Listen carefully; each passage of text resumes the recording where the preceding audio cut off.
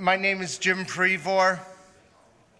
I'm the founder of Produce Business Magazine in the United States, the Perishable Pundit online, and among other things, the London Produce Show and Conference, which we do here in the UK in conjunction with our friends at the Fresh Produce Consortium.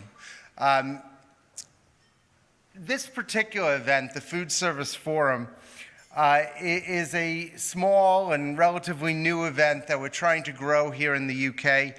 It's a bit of a spin-off of an event that we began in New York almost a decade ago. And it's a very important event for the industry. I was talking to some of the students. We're very happy to have several groups of students here with us today, including one from the hotel school at Cornell University in New York. And when I was talking to them, what he explained was that there's actually very few things that we have excellent data on for over 100 years. But one thing that we actually have extraordinarily good data on is the percentage of money that people spend on food outside the home and to eat in the house. Roughly speaking, what they buy at grocery stores as opposed to what they're paying for food in restaurants, hotels, institutions of all sorts. In the US, about 3-4 years ago, it's not perfect data, these numbers crossed. If you went back 100 years ago, you'd find over 90% of all expenditures on food were for food to eat at home. And less than 10% was for things like people visiting a restaurant when traveling and things of this sort. But over the last century, those numbers changed, and it turns out that more money is now being spent on food outside the home than through the grocery channel. That doesn't translate exactly, of course, into volume. It's a little harder to judge. Maybe 22% in the US, 24% of produce is now in volume being sold through restaurants and other institutions. But that 100 years of data seems likely to continue, that trend that we identified. And by definition, this means that if we're going to improve diets for people, we can't ignore the food service channel. We have to emphasize it. We have to recognize that increasingly, with every year, the decisions that are made about what people are going to eat are made in some conjunction of food service venue. Now, there's a great responsibility there. Part of these decisions are made by individuals, of course. They have to often choose the menu, although not always, because a lot of food service consists of things, hospitals, prisons, nursing homes, where there's not necessarily as much choice. But even where they are making a choice, it's a choice of what they've been offered.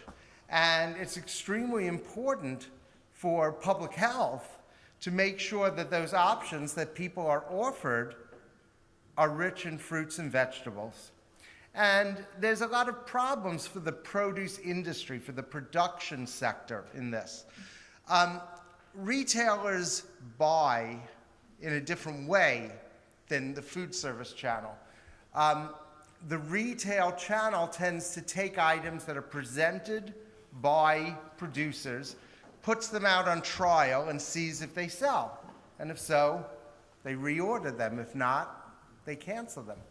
But the food service experience is a curated one. A chef, at some level, has to decide, we're going to put this on our menu.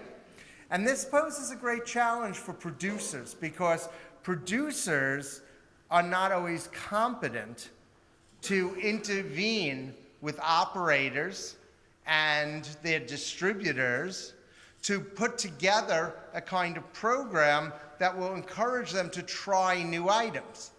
And one of the ways that the produce industry is very different in food service than retail is it's really concentrated on very few items. So whereas a typical supermarket might have over 800 SKUs of different produce items to be sold, it's very common for 80% of purchases in food service to be concentrated on only 5 or so items. So the USDA in the United States, the United States Department of Agriculture, set a goal, a public health goal, to try and move the food service sector to a situation where half the plate would be fruits and vegetables. And it was really out of that idea and a question of how we could help move the industry in that direction, both in terms of helping operators to better utilize these items and helping producers know how to produce and market items in a way that would be would be received well in the food service channel, that we started the Food Service Forum. In New York, it started as a very tiny group, and it's really grown now into a substantial conference that's starting to have real impact on what people do. And that's really our goal. And we brought this idea here to the UK because many of the same problems, obesity, diabetes, public health issues, are just as salient here in the UK as they are in the US. And in fact, they're salient all over the world now. You go to places like China, and you're going to, I was at a conference there a little while ago, and it turned out that they were concerned. They had 300 million or so middle-class people who were switching to Western diets, which is why there's a tremendous change in import patterns and things for fruits and vegetables in China.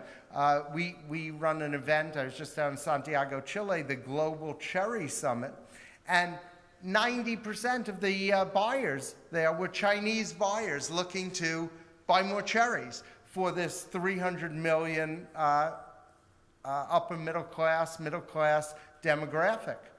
But when they're buying cherries, they're also buying more beef. They're buying more things to give them Western-style diets, and that means a growth in Western-style disease. So our challenge here, we have an event in the States that we call Produce First, and it means a lot of things, but what we were trying to do with it is get chefs and things to start thinking of produce not just as a side dish. The traditional role, if you go to culinary school, they'll spend a year teaching people how to butcher a cow, and they'll spend 2 weeks on vegetables. So we've been working, I teach at the Culinary Institute of America in all their campuses. I came back from their campus in Singapore trying to help.